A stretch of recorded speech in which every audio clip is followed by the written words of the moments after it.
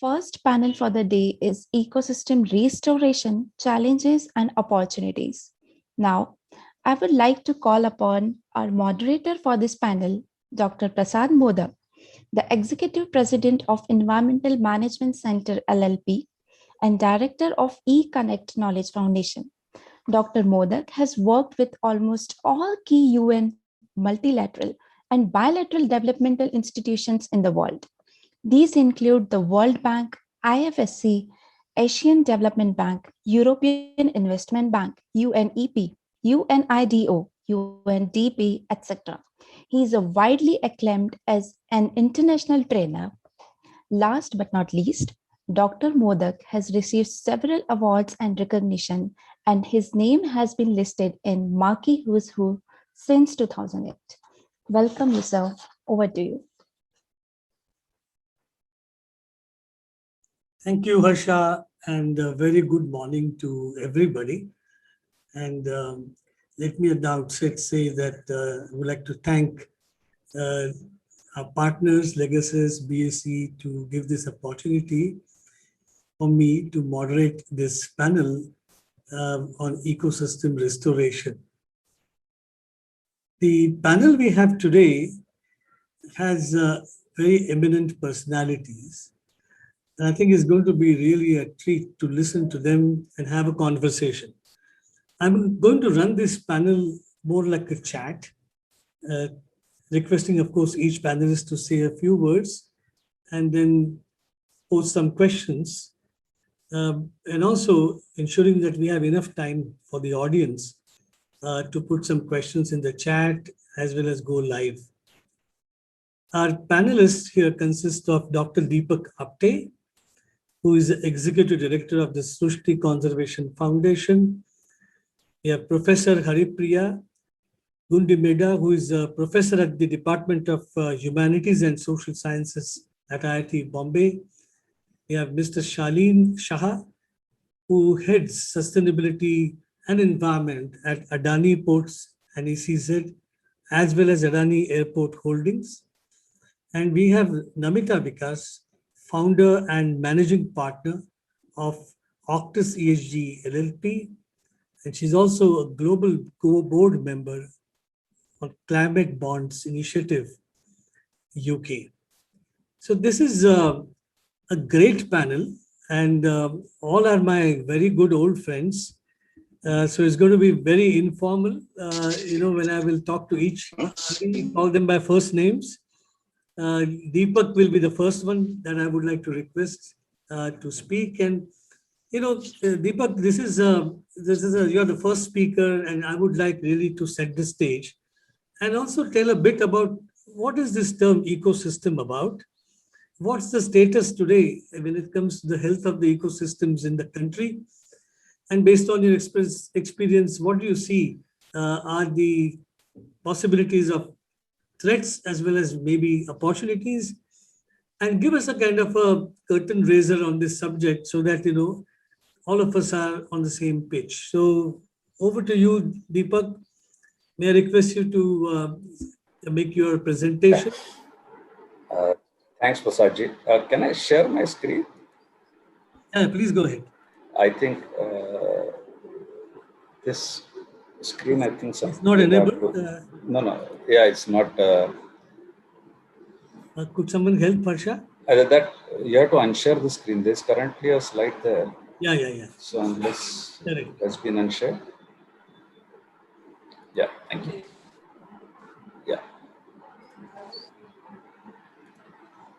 Can you see? It's coming. Yeah, we can see. Yeah. Okay, all right. I'll make it full screen. Yeah. I just want to, before Prasadji, I give a bit of perspective on the topic that is currently being discussed. I think it's very important for us to understand the context of why we are at such a perilous status when it comes to ecosystem damages. Now, if you look at these two images, on the left-hand side, you will see the forest cover of India, remaining forest cover of India, and you see the last remaining natural resources that we wish to harvest for growth in various senses.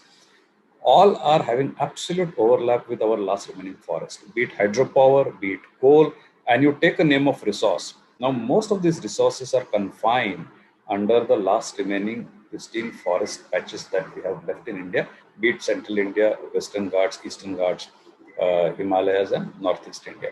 And on right hand side, there's the image which shows how our coast will look with the current trajectory of the development of infrastructure along coast. Now that includes, of course, ports, harbors, shipyards, power plants, sea walls, etc., etc.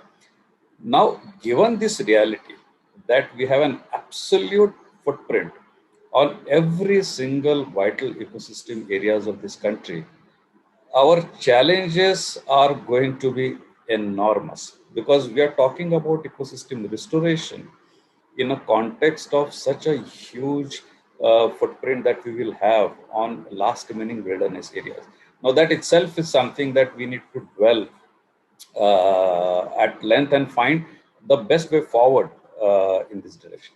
Also, for eco restoration, I think we always have a flip side view that tree plantation is the best way of eco restoration. I think that's a myth.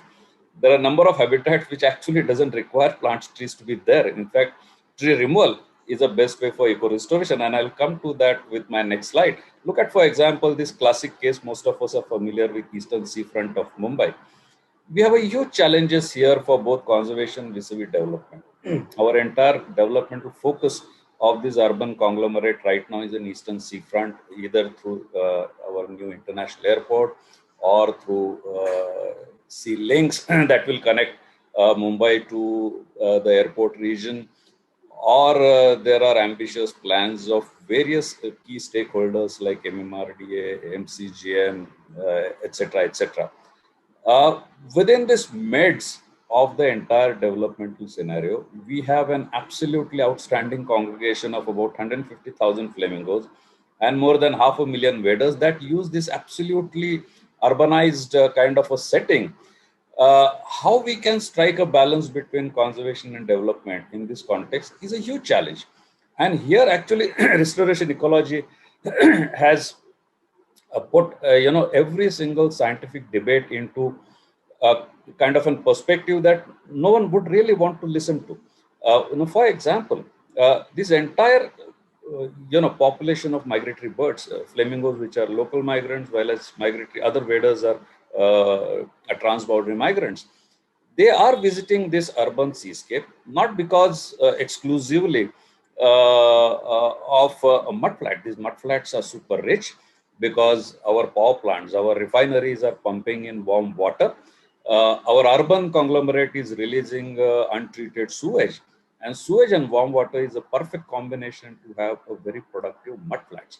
And our press release today, in fact, is covered quite widely, has clearly indicated that the eastern seafront, our creeks have reduced to the tune of almost 60 plus square kilometer in the last 3 decades. They have been taken over by mudflats and mangroves. Now there are two challenges. What is that we want to restore? Creeks are very important to restore because those will be main flood mitigation measures, especially for urban conglomerates like Thane, Navi Mumbai, etc. So those creeks need to be deepened to expand its water carrying capacity. On the other hand, if we do that, the newly formed mudflat will get lost, losing the habitat for all these flamingos. How we will strike balance in this ecological restoration? What restoration measures will require for flamingos to be there or migratory birds to be there? That we cannot allow mangrove to take over these mudflats because mangroves will be the most damaging growth on these mudflats for flamingos to feed. They cannot feed. They require a very soft mud to feed on.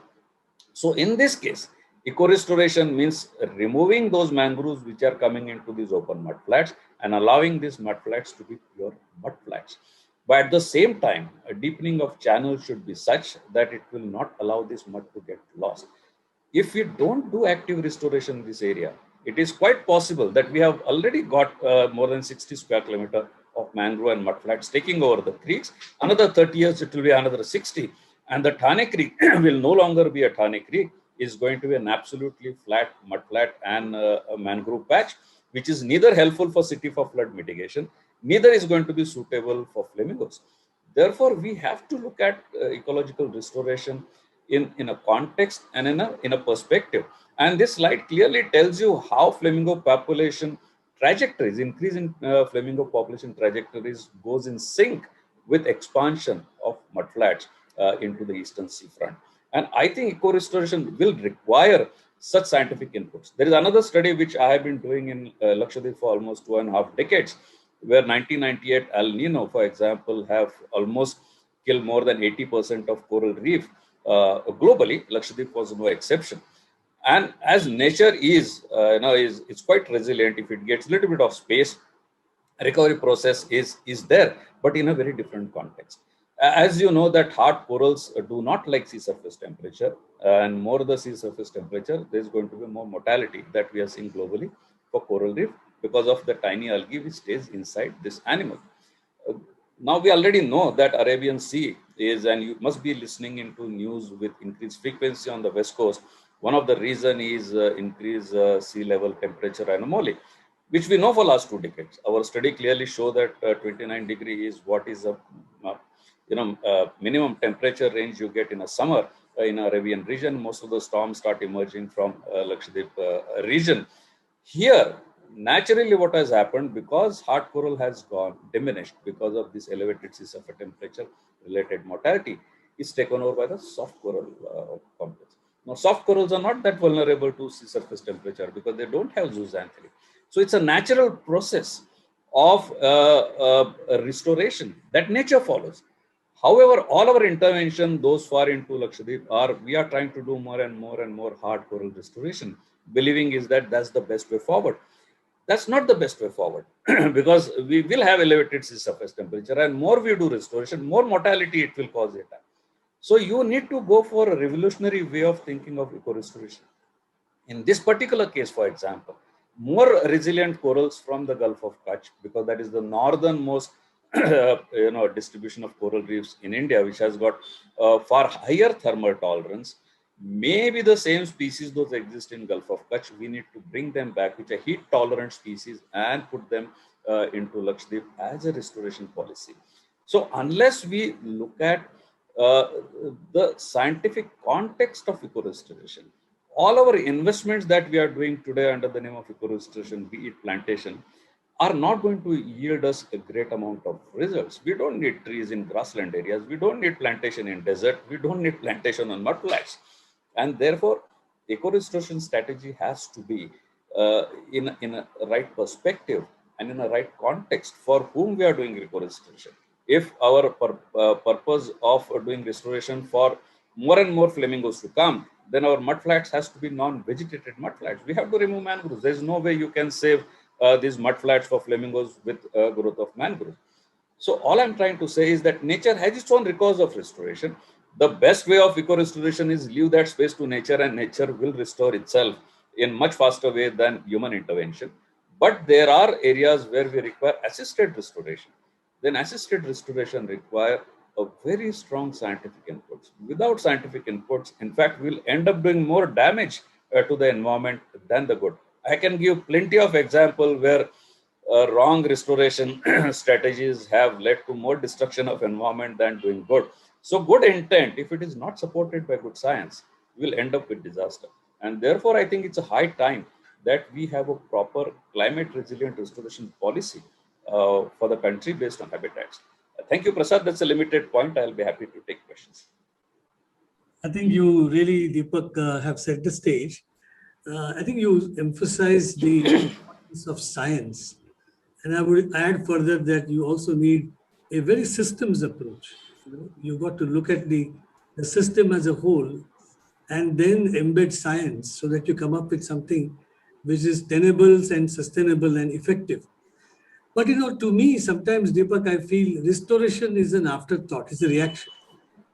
Because the first thing should be, how do we protect and conserve our ecosystems in the first place? I want to ask you, where are we falling short? Are we not having regulations in place, or there are no planning or zoning guidelines which are adequate, or we simply don't have a priority on budgets? What's the situation? I think it's combination of all. We have too much of regulations. I think too much of regulation confuse those who are actually going to implement those regulations. That's first thing. But as I said in the beginning, I think all our last remaining resources that we want to utilize for human growth are remaining now within this last remaining wilderness area. So no matter what, we will have this conflict coming. It's not just coming, it's going to increase multifold. And I think unless we have industry with us, this problem is not going to solve by making more legislation, more laws, more rules. It's not going to work. I think in today's context, I always keep saying, Prasad, that sustainable development cannot be divorced in today's context from social, political, economic, dimension. I agree. It has to be integrated. I agree, absolutely. And I also noticed the word you used, balancing, and you also said at the end just now that we also need to have participation, commitment from the industry. And when you said balancing, I thought I should turn to you, Professor Haripriya, because only an environmental economist like you will tell us the balance sheet and what is it our natural assets have a value and what kind of services the asset is giving us. And we often use this word, Professor, payment for ecosystem services. You have been an expert in this area for long, and I would like you to invite now to say a few words about what is this concept about and is it really working and do we have any good stories to tell? Professor Haripriya, please. Yeah, thank you, Dr. Prasad. Now, this I felt the topic is ecological restoration, and it's very apt because this is a decade of ecosystem restoration, right? Before just answering your question, I just thought I would also like give some kind of underpinning as to why we are actually losing ecosystems, right? I mean, we are actually focusing on the end point, but what we are not focusing is on the underlying root causes. Now, if you just look at, you talked about the accounting system, you talked about the GDP, right? Now, that's what we have been focusing on all through. Now, what the country wants is an increase in the GDP. Now, you rightly pointed out that this is the pandemic and then it has really impacted the welfare. Now, yes, we have lost a couple of jobs and people are suffering. But, if there is like a sector which is actually treating the infection, I mean, so you're now more vaccines are being developed. There's a lot of trust on providing like medical support equipment and all that. So what is happening there is that your GDP might not really reflect the suffering there, right? So what I'm trying to point here is the development strategies are actually focusing on the economic growth. And that's the reason why we are actually degrading the ecosystems and we need the ecosystem restoration. And how it is done is a question of science. But my key question is whether or not you can sustain that. Now, you cannot sustain without taking the economy into consideration, right? So it has to be self-sustainable mechanism. The second thing is whenever you're talking about ecosystem restoration, you have to talk about the services. Now, the services that by restoring these ecosystems, whatever services you're getting, that should be made visible for the public. Now, what kind of services are those mud flats providing, or mangroves providing, or forest providing, or wetlands providing? Society is not bothered about. They're really not aware, though we know that they are essential, but somewhere down the line, that's actually lost, right? Now, also the third important reason I would like to highlight is that now whenever there is like, we have very limited land and the human population is exploding. So obviously there is so much of competing demand on land, now you have to grow. So the ecosystems are being polluted and sometimes they are beyond the irreversible. Basically now we have done irreversible damage. And whatever amount of restoration might mean that you might have to spend huge amount of finances. Now, this is the aspect I would like to come and link it with the question that you asked about the payment for ecosystem services. Why is this a necessary concept? The fourth important thing we all need to focus when we talk about the restoration is about the amount of the time lags. The time lags are basically because, like, you know, it takes some time for us to reap the benefits of whatever actions we are doing now. Or in the similar way, if we are actually doing some harm to the environment, it would take a while for the nature to explode. The volcano would erupt sometime, the way it has erupted now. So that means there are time lags, and which we all need to understand. And somewhere all of us should be aware of this fact that, you know, it is basically we are reaching that threshold, and then we really need to be respecting those thresholds. So these are the four main aspects, apart from understanding what is causing what, and like the more thrust on, like when we talk about the ecosystem like mangroves, or we talk about the forests, we talk about wetlands, what happens is they provide more of public benefits, right? In the sense like they benefit the society at large, but the individual benefits might be very little. So the private benefits are little, but they may be more public benefits. But when it comes to financing, it's the private benefits that matter a lot. Now, who is the one who is actually taking care of this conservation? Mostly it is coming from the government finance funds. It's the governments who are taking care. Now, the question is that sustainable? At any point of time, the funding breaks down, or the government doesn't support the funding program, the whole project comes to collapse, right? So that's the reason why this public versus private benefits is very essential, is that unless we compare the likes with the likes, we are not able to sustain any of these ecosystem restoration that we would do. Because it has to be self-sustainable at some point of time. And the final important aspect is about the fragmented decision making. Now, we cannot as a society function in silos. Okay, so that means like we have to have a kind of a coordinated and joined up thinking. The Ministry of Environment has to work in tandem with Ministry of Agriculture, or has to work in tandem with the industry, right? All of us have to be committed for a cause, and we all have to think alike. That's basically the jointed thinking, which is very important. Now, so given these underlying factors, what I feel is that the traditional approaches, which is based on conservation, and then basically heavily dependent on government finances, might not work. And that's the where we need to find innovative financial mechanisms. And the payment for ecosystem services is one such innovative financing mechanism. And we do have several successful examples all around the world. For example, on ecological restoration, we have the Great Green Wall Initiative in Africa. That we have even Pakistan, like they had this tree tsunami project, which was very successful. Then they also had this barrier reef system in West Indies, where they try to protect the marine protected areas. But then how did they achieve that is basically you need to have a combination of approaches. Like the government has issued a moratorium on offshore drilling and exploration, and they ban single-use plastic. They have declared some things as no-take fishing zones, etc.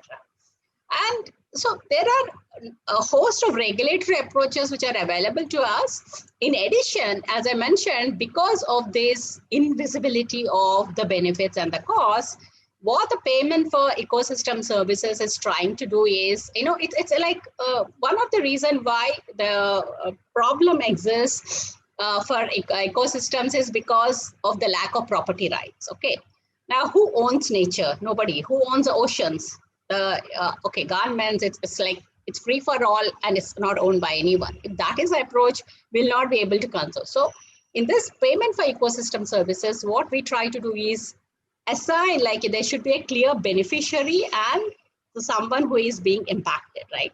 Someone who is protecting and someone is being impacted. And you try to bring in a negotiation between these two parties and try and devise a win-win scenarios for both. So that's how it actually works.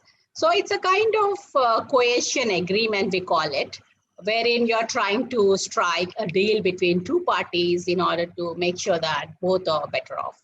So, and this is one of the financing mechanisms which we are looking into for sustenance of ecological restoration projects or even the conservation projects.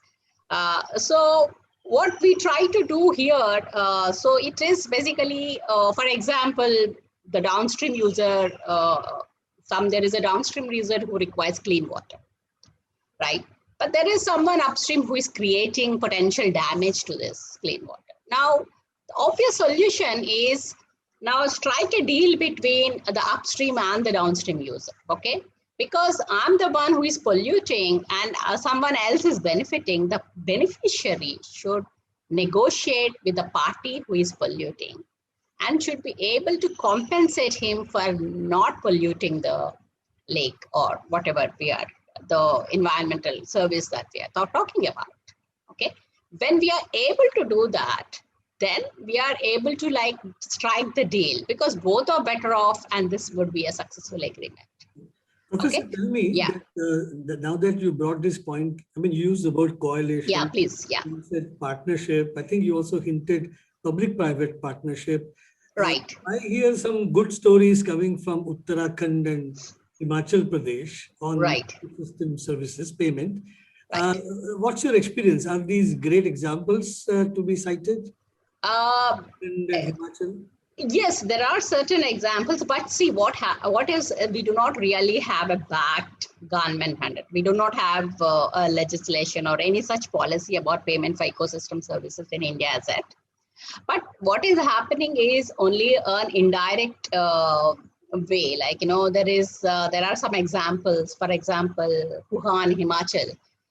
What are there to preserve a dam? The downstream villagers, they decided to pay an upstream village to stop grazing, so that you can stop the soil erosion and accumulation of silt. So that's an informal arrangement which have arranged between the downstream and upstream villages to stop for a purpose. And similarly, we do have example. I mean, the government of India, 12th Finance Commission, if you have realized, there is a fund which is allocated for in the budget, they get, each and every state gets an extra fund for preserving or conserving their forests, depending on their forest cover, right? This is a sort of like public-private partnership, or public-public partnerships, whereas there is some kind of fiscal transfers. Right. For trying to give an incentive to conserve forests so that the states who are actually like conserving the forest don't feel that, you know, they are being neglected, or maybe they are foregoing the development for doing a larger benefit to the society. Right, right. So that's another example. Yeah. As I hear you, I think Right. we still not reached that stage where we have a very well-defined framework to strike such partnerships, and there are incentives and also understanding. I think you began with your major point. People are disconnected to understand the benefits of the ecosystems. And this is where I thought, Professor Haripriya, I will turn to Shalin. Because Shalin is heading the Environment and Sustainability Division at Adani Ports and the Airport Holdings. And I would like to hear you, Shalin, in terms of why your group is looking at ecosystems. I know that a lot of good work has happened, and we would like to listen to you about the good work which has been done by your group. But why should, I mean, this is a question for you to start in reacting. Why should the business look at ecosystems at all? Yeah, am I audible? Yeah, very much. Yeah, good morning to all, and thank you for this opportunity.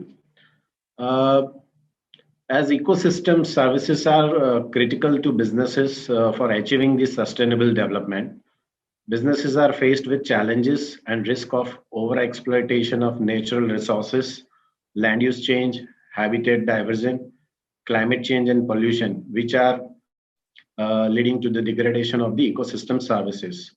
And ecosystem degradation is evident, and that is on account of various reasons, which includes harmful policies, deforestation, species elimination, weak farming, coastal pollution, commercial pressures, and climate emergence. So these are impacts on account of human activities. So ecosystems are vital for human welfare and survival as they provide food, oxygen, and water. There are the source of raw materials, medicines, and energy, and it also plays a vital role in preventing the spread disease and regulation of vector-based pathogens, besides supporting lives and livelihoods of millions of people in the various sectors like agriculture, food, fishing, construction, mining, and tourism.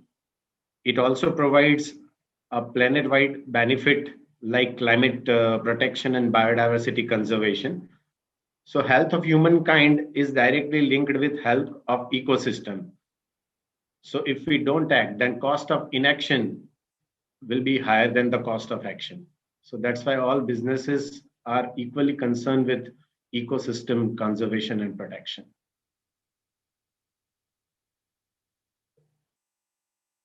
I mean, I understand that you are underscoring the importance of preservation of the ecosystems and restoration. But then for a business, why should the business really worry about it? Isn't it something which is to do with government's responsibility? That the government and the regulations and the state administration should take care of these ecosystems, and why should the business step in at all? Yeah, because also the business activities are also to the extent responsible for degradation of the ecosystem, and that's why proactively businesses should come out and contribute towards the protection and conservation of ecosystem. For example, if I have to say that in the initial years of our development, in early stages of our development, we were not fully aware about the practices to be adopted and measures to be implemented to avoid the indirect damages occurring to ecosystem in which we operate. So realizing the environmental impacts and damage to biodiversity, companies have done now transition from reactive compliance to proactive management. And we have started working in these areas, and accordingly, we have several case examples where we have tried to improve and exist in synergy with the ecosystem. So I think what I'm taking from you, Shalin, is that the businesses are getting more and more responsible, and then they are looking at beyond their usual commercial business boundaries and understanding the importance of the ecosystem in a wider context and doing their bit to make a contribution. I think that's the kind of looks like the driver with the business today, that to be a responsible, running a responsible business.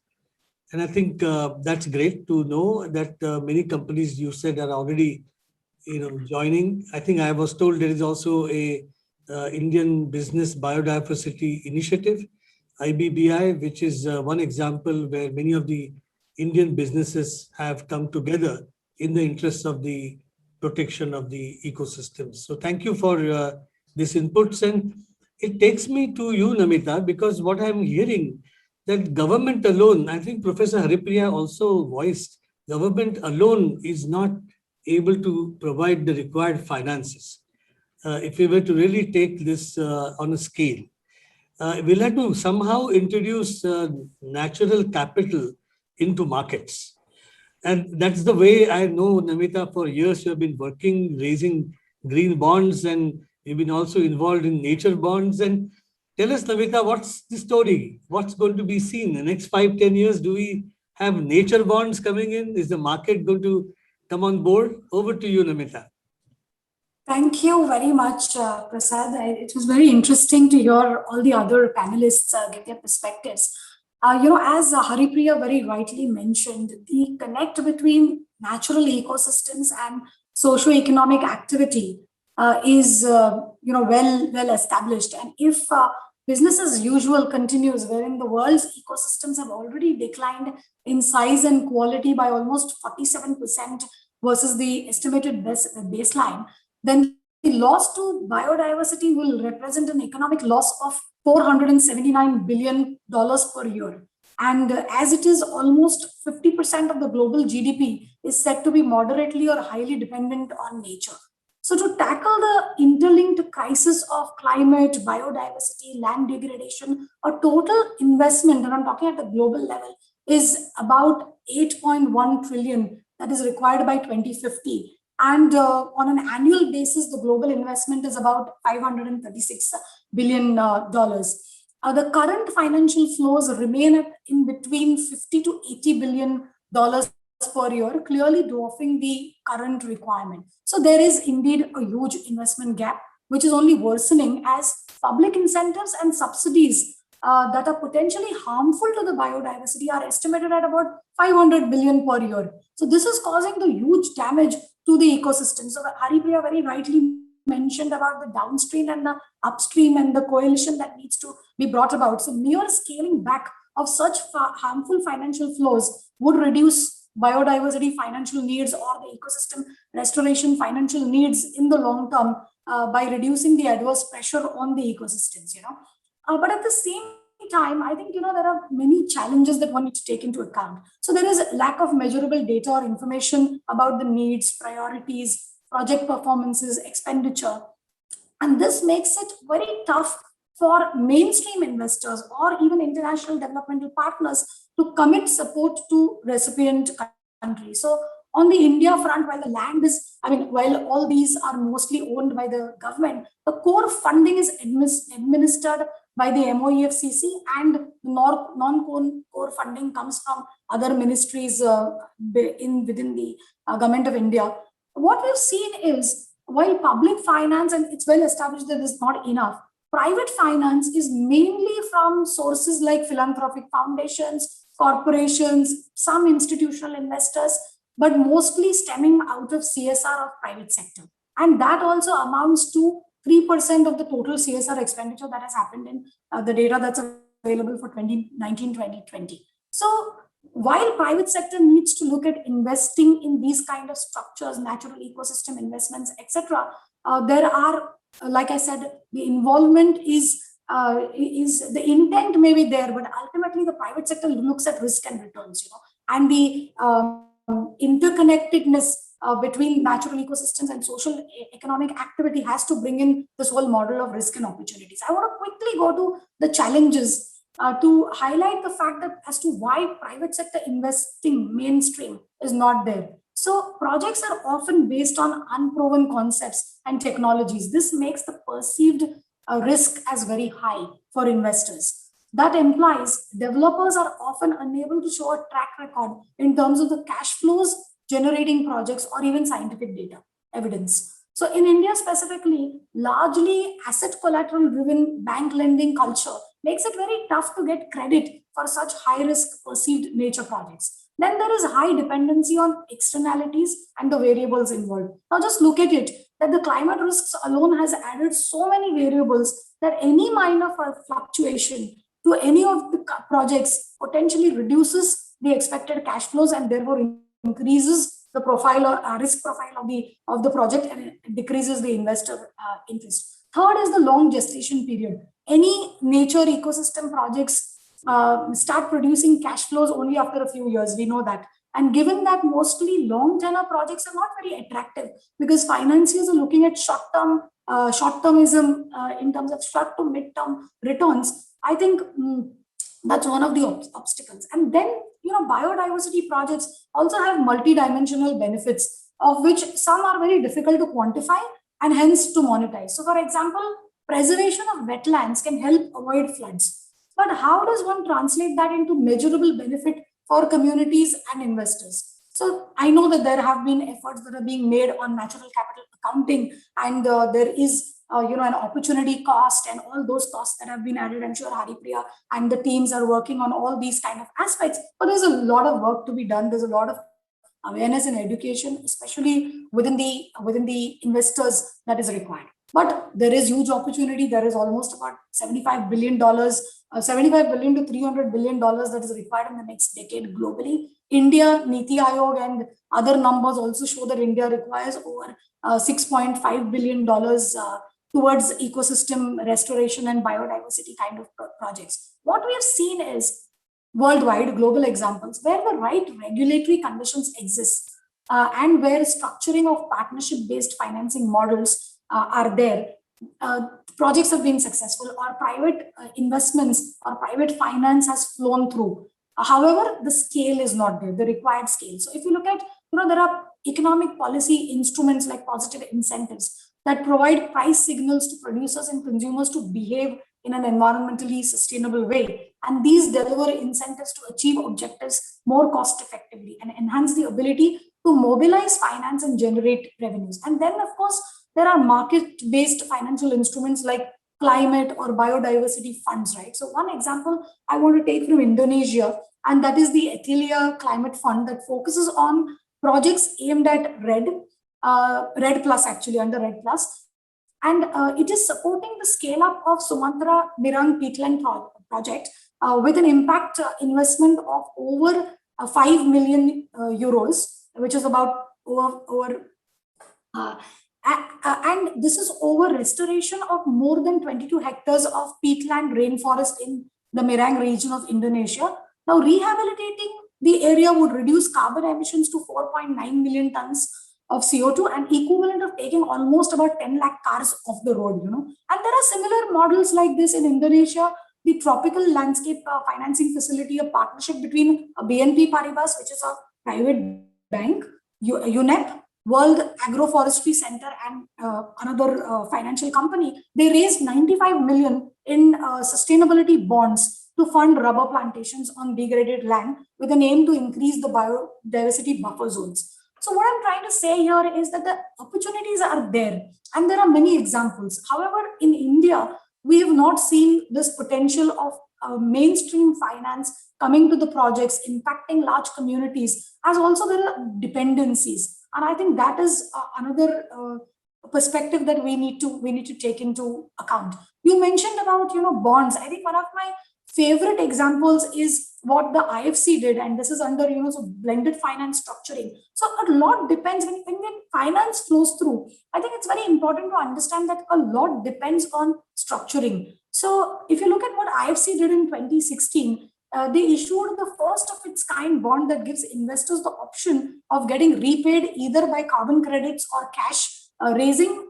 So this was a forest bond, raising $152 million to support private sector development and prevent deforestation in developing countries.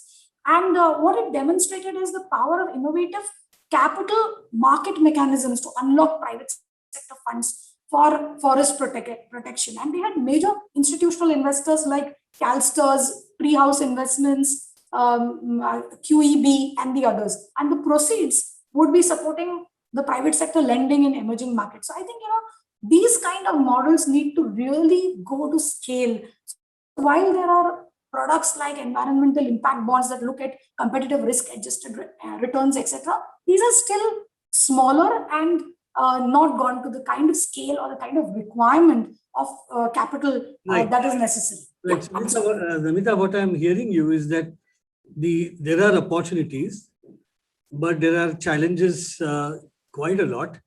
That while we do see opportunities to actually mobilize, the finance for such projects which are in the interest of the natural capital, we'll have a long way to go unless we, in India particularly, we have to do a lot of work, set guidelines, frameworks.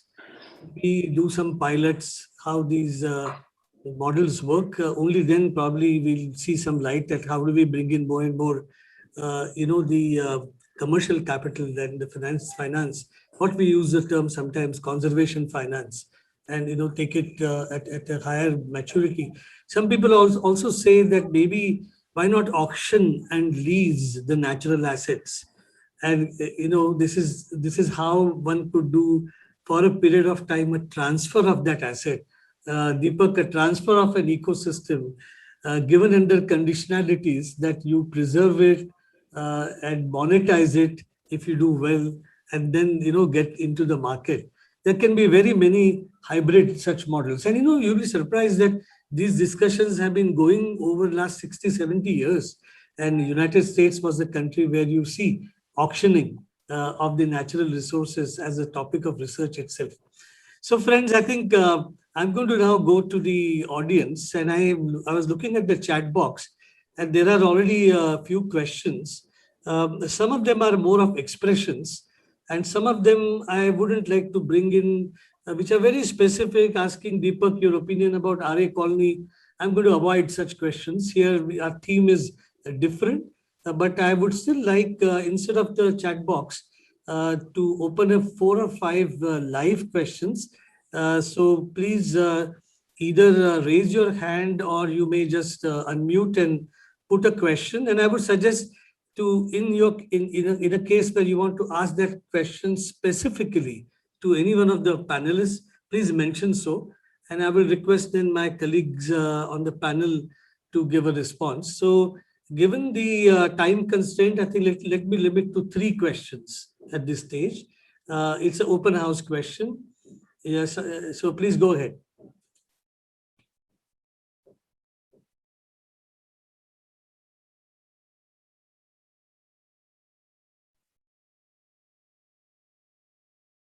There are some questions on question and answer chat box. I would like to read that out. This question is by Surojit Bose. Environmental laws are burgeoning, capital is being attracted, but is there a link between human population explosion and ROI of these investments? Any research on this? This question is for Professor Haripriya. Not mentioned. No, I'm asking Surajit. Can I request you, Professor Haripriya, to take this question from Surajit? Yeah, thank you very much.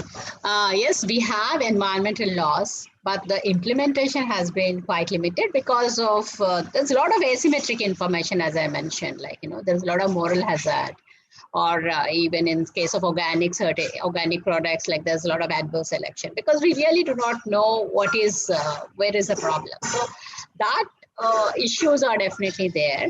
And so the environmental law we have on paper, but it's not being implemented. That's the reason why the capital is being affected. Now, yes, there is a definite link between human population explosion, because that's where, that's what I said, that there is like competing demands in nature. Because of this growth in population, like we need more and more research, and the whole thrust about development, we need to, and not ignoring the very fact that environment is not important, right? The key idea is, just because we cannot value environment, right? That doesn't mean that it has a zero value. But unfortunately, what's happening there when you're computing your return on investment is the environment value, instead of being like, just because it's infinite or whatever, it is not quantified, there's a big zero over there. They say like it's basically showed as a some kind of indicator or outcome, but it's not really being valued in the return of investments. And that's where we definitely need to have some steps taken to make sure that it is being internalized in the decision making. The value of the environment being lost should be internalized. And the other thing is, we should always think about the opportunity cost. Like, what is it that if I don't undertake, what is it that I'm losing in the process? Now, can we not develop without disturbing the environment? If I don't disturb the environment, what would be my additional cost that I'm incurring? Compare that with what is being lost, then we will definitely find an answer. So your to answer is, yes, we are not properly doing the environment, bringing environment into the return of investment calculations. That's it. Thank you, Professor. Harsha, do you see any question in the chat box? We can take one more now, I think, because of the time. Yes. Thank you, ma'am. This question is by Arun Kulkarni for Dr. Apte. There is a case being made to develop Lakshadweep islands like Maldives. If it happens, how do you think it will impair the environment? Lakshadweep can never be like Maldives because it's so small. Maldives is almost 600 plus islands. In Lakshadweep, we have only 36. So we have a constraint of space. There's no doubt about that. And doing any kind of intervention in Lakshadweep which is unscientific will have very perilous consequences, because coral reef ecosystem as such, we know so little. It is one of the most dynamic ecosystem on earth. And to say that by developing some models here and there, we'll be able to have consequential mitigation is, I think, fooling ourselves. We have to be extremely cautious and careful when it comes to planning anything in very, very fragile ecosystems like coral reef. And I don't have any simple answer. I've worked there for 4 decades. And I feel any model that we want to develop in Lakshadweep, and currently what they're doing, I think is one of the best practice, which we are not able to recognize. Lakshadweep population, for example, are full-time into pole and line fishing. It's a bycatch free fishing practice, which we should actually incentivize. Instead of incentivizing that, we are trying to promote long line fishing, which is one of the most destructive fishing practice. So knowing that they are already, practicing some of the most sustainable way of living, our interventions are completely unscientific. Therefore, we need to relook at Lakshadweep development policy in a correct context. Because if you don't do it, Lakshadweep Reefs has no future. It's a very, very fragile, very, very small in terms of scale. It's just 402 square kilometer, 4,200 square kilometer of reef. It's nothing when it compared to the scale of the reefs that exist globally. Thank you. Thank you, Deepak. Thank you, Prasad. Thank you, Deepak, for this response and explanation. I think I'm going to stop here and conclude, and with few remarks, give it back to Harsha. I think this discussion tells us that unless we ourselves understand the ecosystems by going out in the forests, in the coastal areas, spend time with the nature, I don't think we are ever going to have any sensitivity on this subject in our hearts. Today's environmental education, if you look at it, I'm sometimes jokingly calling that as a Google-based education. But tell me, how many of us are offering yatras to take our student, young professionals to the nature, make them walk on that soil and smell, the aroma that you get after the first rain, and then people will understand, hopefully, what is that when we say something like an ecosystem. I think we are running away more and more, getting into more and more brown issues and less green. That's one concern.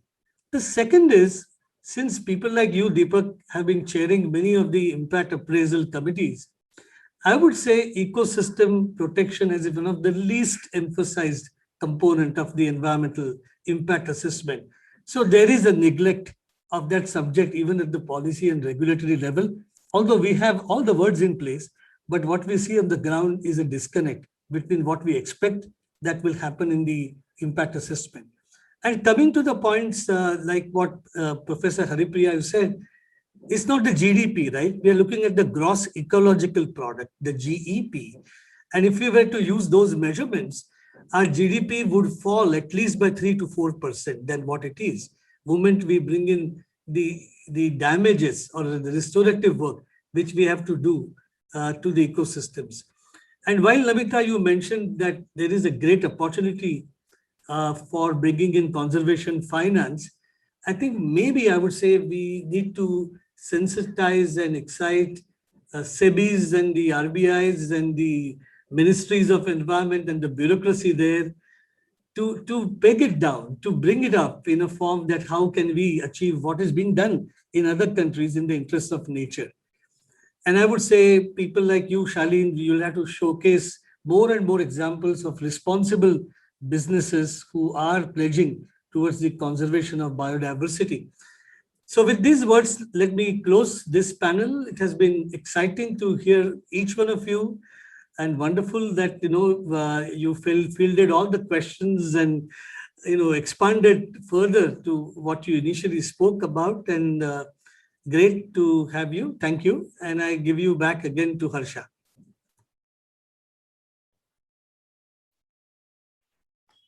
Thank you, Dr. Modak. Thank you, everyone. Thank you, Deepak sir. Thank you, Namita ma'am. Thank you, Shalin sir. Thank you, Haripriya ma'am. Thank you, everyone,